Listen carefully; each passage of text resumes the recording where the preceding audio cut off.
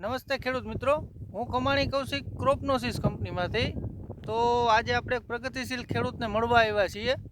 તો ચાલો આપણે એની જોડે વાત કરીએ કે ચણાની અંદર કેવો પ્રોબ્લેમ હતો અને કેવી ટ્રીટમેન્ટ કરી. તો ચાલો આપણે જાણીએ. હું ભાઈ, તમારું નામ? વાછાણી સાગર કુમાર રમેશભાઈ, ગામ જુથર, મોબાઈલ નંબર? 9510904239. આમાં નેમોન્ટેડ મને દેખાણો હતો. મેં કૌશિકભાઈનો કોન્ટેક્ટ કર્યો કે ભાઈ આમાં નેમોન્ટેડ છે, આનું શું કરવું.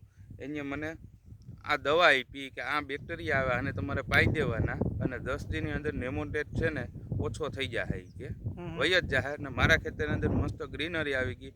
એક પેન દવાનો સ્પ્રે આમાં કરેલ નથી. આ 2.5 વીઘાની અંદર આ ખાલી બેક્ટેરિયા 1 લીટર પાયેલા છે. મને પૂરેપૂરું રિઝલ્ટ મળેલું છે આમાં. અત્યારે હાલમાં પ્લોટિંગની અંદર ક્યાંય પણ નેમોન્ટેડ દેખાતો નથી. અત્યારે નવી ફૂટ ગ્રીનરી બધું સારામાં સારું આવી ગયું વગર દવાએ. એટલે તમે આ ક્રોપનોસિસ કંપનીનું અજોર છે એ પાણી સાથે પાયું હતું? આ પાણી સાથે પાયું હતું અને 2.5 વીઘે લીટર પાયેલું છે મેં.